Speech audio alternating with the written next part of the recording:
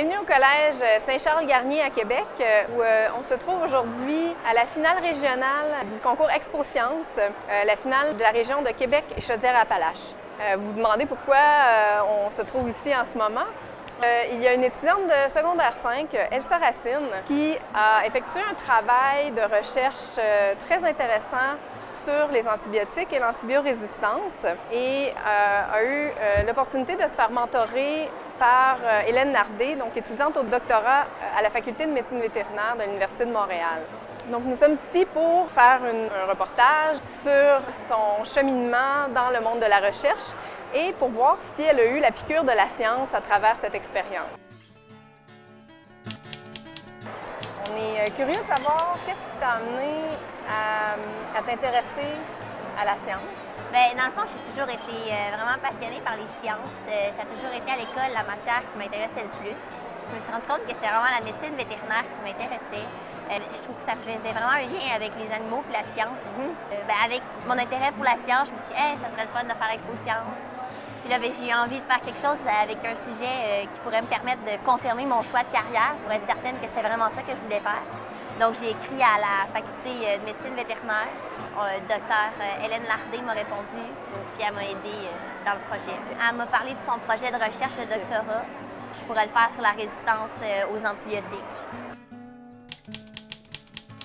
Est-ce que tu pourrais nous parler un peu de ta visite à la faculté? C'est vraiment le moment que j'ai préféré dans toute mon expérience. Puis là, j'ai pu aller visiter le laboratoire accompagné de la vice-doyenne de la faculté de médecine vétérinaire. Dans le fond, elle m'a montré comment ils étudiaient la résistance aux antibiotiques. Elle m'a montré comment ils faisaient un antibiogramme.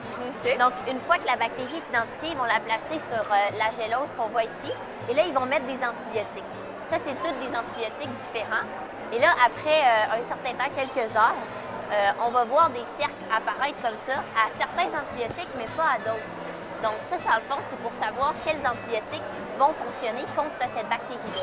Donc si la bactérie est sensible ou résistante à l'antibiotique. Donc, avec une règle, ils vont venir mesurer la grandeur du cercle.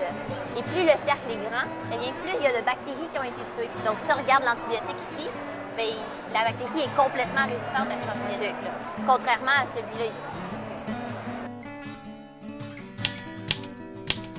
Est-ce que tu considères que cette expérience-là est un motivateur pour toi?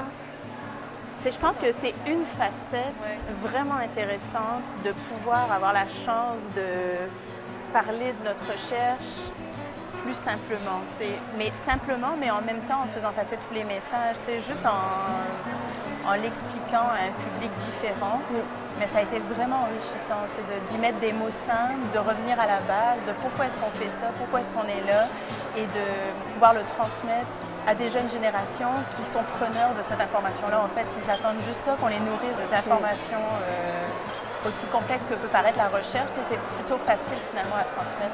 Et ça, je suis très encouragée à continuer, puis je trouve ça très encourageant pour le futur aussi.